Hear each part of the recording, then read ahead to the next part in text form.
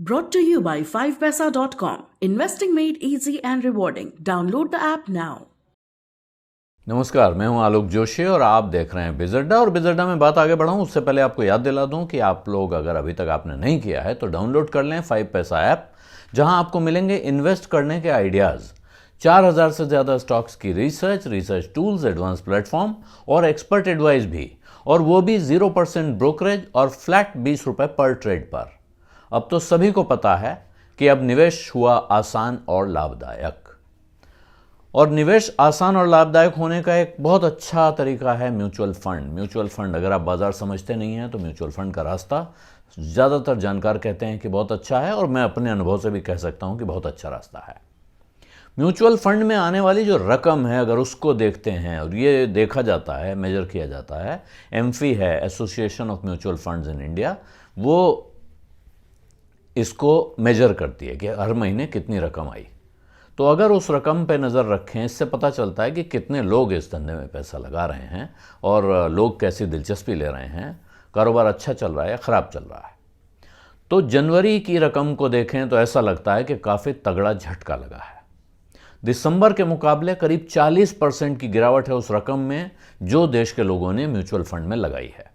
दिसंबर में देश भर के म्यूचुअल फंड्स में कुल मिलाकर 24,989 करोड़ रुपए आए थे, जो अब तक का रिकॉर्ड है। लेकिन शायद बाजार ने जनवरी में जो हिचकोले खाए उसी का असर है कि जनवरी में यह रकम गिरकर 14,888 करोड़ रुपए ही रह गई। हालांकि जानकार इसकी एक वजह यह भी मान रहे हैं कि दिसंबर में 6 एनएफओ आए थे, यानी म्यूचुअल फंडों ने 6 अलग अलग नई स्कीमें शुरू की थीं। एनएफओ न्यू फंड ऑफर कहलाता है। जैसे शेयर बाजार में आईपीओ होता है, वैसे म्यूचुअल फंड के कारोबार में एनएफओ होता है। नई स्कीम आती है, लोग उसमें एप्लीकेशन लगाते हैं, उसमें पैसा डालते हैं, तो उसकी वजह से बहुत से लोग, नए लोग बाजार में जुड़ते हैं, म्यूचुअल फंड के साथ जुड़ते हैं। तो ऐसी 6 स्कीमें आई थीं जिनमें लगभग 12,500 करोड़ रुपए जमा हुए। तो ये 12,500 करोड़ अगर आप जोड़ लेंगे इस 14,888 करोड़ में, तो शायद रकम आपको समझ में आएगा कि क्यों दिसंबर में ज़्यादा और जनवरी में कम है। और जनवरी में एक भी एनएफओ नहीं आया। दिसंबर में 6 आए थे जिनमें 12,500 करोड़ रुपए गए, जनवरी में एक भी एनएफओ नहीं आया। तो बहुत से जानकार ये वजह भी मान रहे हैं कि शायद इस वजह से आपको जनवरी में ये रकम कम दिखाई पड़ रही है दिसंबर के मुकाबले। अगर जनवरी में एनएफओ आए होते तो शायद तस्वीर कुछ और होती।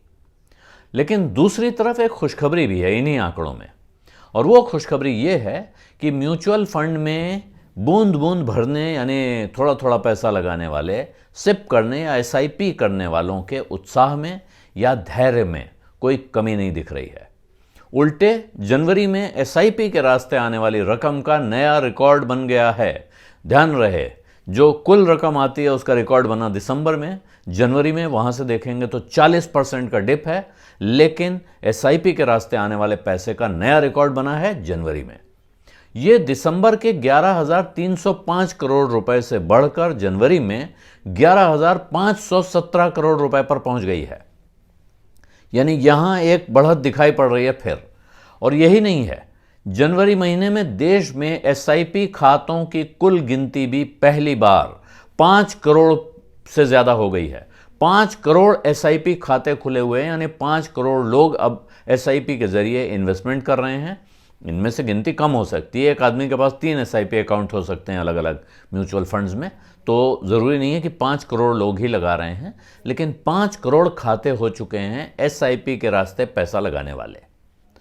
और एसआईपी के रास्ते आने वाली कुल रकम, यानी देश भर में अभी तक एसआईपी के जरिए जो रकम म्यूचुअल फंड में पहुंची है, वो अब हो चुकी है 5,76,000 करोड़ रुपए।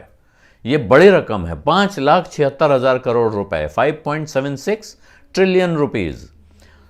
और पिछले 11 महीनों से लगातार म्यूचुअल फंडों में नया पैसा आने का सिलसिला न सिर्फ चल रहा है बल्कि बढ़ भी रहा है। हर महीने रकम पिछले महीने के मुकाबले बढ़ रही है। ये जो जनवरी का मॉडरेशन है, जनवरी में इसकी रफ्तार कम हुई आपको दिख रही है, उसकी वजह अभी हमने आपको बताई। तो जनवरी में रफ्तार कम जरूर हुई है, लेकिन ब्रेक नहीं लगा है, गाड़ी अभी चल रही है। और एसआईपी का रास्ता निवेश के लिए बहुत अच्छा रास्ता है, सबसे अच्छा रास्ता है अगर आप बाजार को बहुत अच्छी तरह नहीं समझते हैं। लेकिन अगर आप धैर्य के साथ SIP करते रहेंगे तो कुछ सालों के बाद आप मुझे शुक्रिया अदा करेंगे और अपनी पीठ ठोकेंगे, कहेंगे भाई बहुत बढ़िया फैसला किया, जिसका फल अब सामने आ रहा है। बिज़ अड्डा में आज इतना ही। अब इजाज़त दीजिए। धन्यवाद। नमस्कार।